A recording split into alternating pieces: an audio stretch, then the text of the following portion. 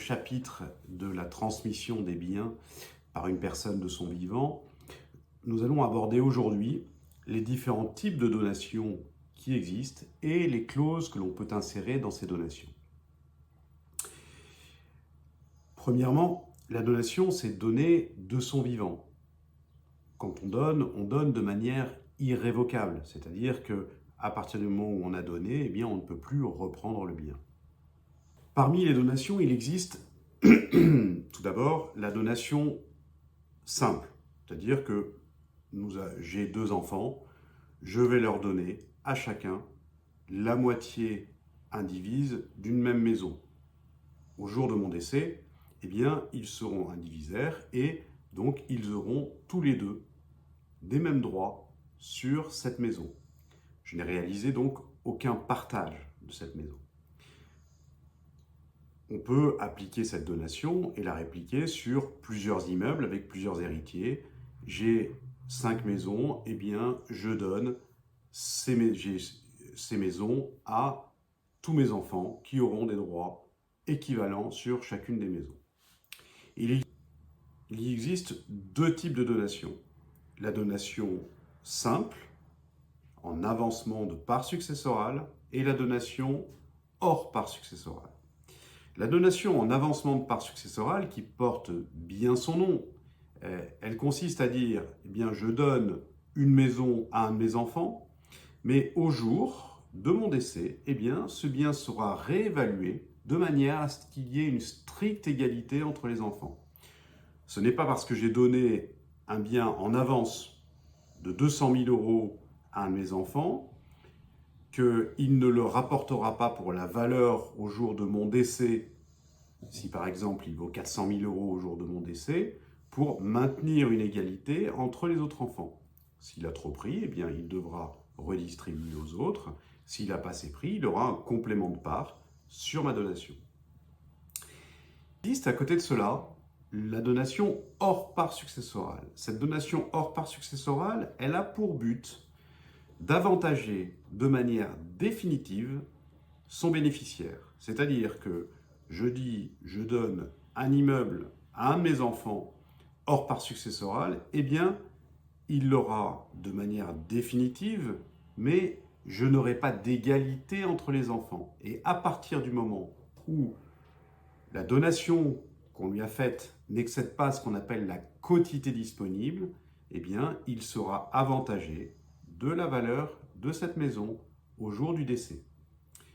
La quotité disponible, c'est, pour essayer de simplifier les choses, c'est le montant que l'on peut donner à qui l'on veut sans qu'il n'y ait de devoir de rapporter à la succession et de devoir d'égalité entre les différents enfants. Il existe à côté de cela ce qu'on appelle la donation partage. La donation partage, je ne donne plus la même chose à chacun de mes enfants, mais j'ai 5 maisons et 5 enfants, eh bien je vais leur donner une maison à chacun. Donc ils n'auront pas tous chacun 1/5 de toutes ces maisons, mais ils auront chacun une maison.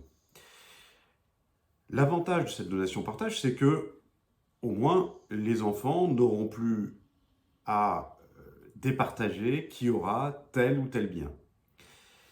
L'inconvénient de cette transmission, c'est que à partir du moment où j'ai donné telle maison à tel enfant et telle maison à tel autre enfant sous la forme d'une donation partage, eh bien, si jamais les biens ont pris de la valeur au jour de mon décès, chacun conservera le lot qui lui a été attribué et il n'y aura pas de rééquilibrage entre les enfants.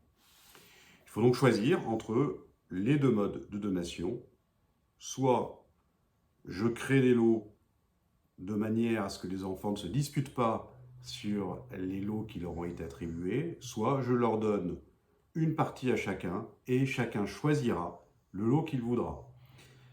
Premièrement, et deuxièmement, eh bien, j'aurai une stricte égalité entre les héritiers puisque les immeubles auront été estimés au jour du décès et non pas au jour de la donation. On n'aura pas figé la valeur.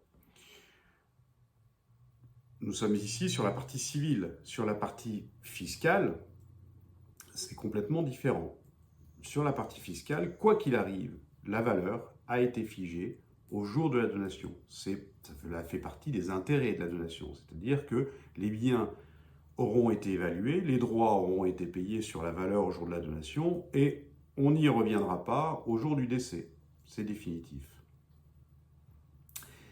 Dans la donation, il est possible d'introduire des clauses particulières. Ces clauses particulières, c'est au nombre desquelles figure le droit de retour. C'est-à-dire que je donne à mon enfant, mais si jamais il décédait avant moi, avec ou sans enfant, à choisir, eh bien, le bien me reviendrait, il me serait restitué. L'intérêt, si vous voulez, c'est que on a donné à son enfant parce qu'on avait confiance en lui. L'idée est qu'il ne puisse pas, lui, le transmettre à d'autres en qui la confiance n'a pas encore été établie, elle est inconnue au jour de la donation, et donc le bien revient dans le patrimoine du donateur. Il est possible aussi de prévoir ce qu'on appelle des interdictions d'aliéner, c'est-à-dire que le donataire qui a bénéficié de la donation n'aura pas le droit de vendre le bien. On peut aussi prévoir qu'il n'aura pas le droit de l'hypothéquer pour obtenir un crédit. Il existe enfin des interdictions de mise en communauté ou de mise en indivision paximoniale, puisque le pax peut être souscrit sous le régime de l'indivision.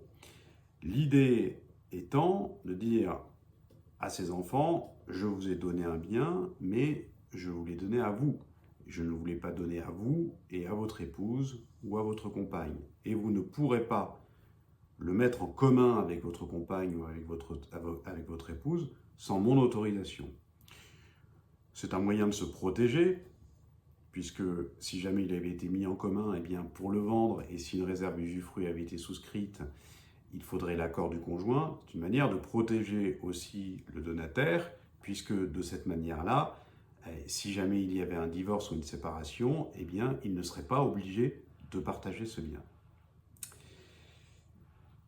Voilà, je vous remercie beaucoup de m'avoir suivi et je vous donne rendez-vous dans un prochain tuto.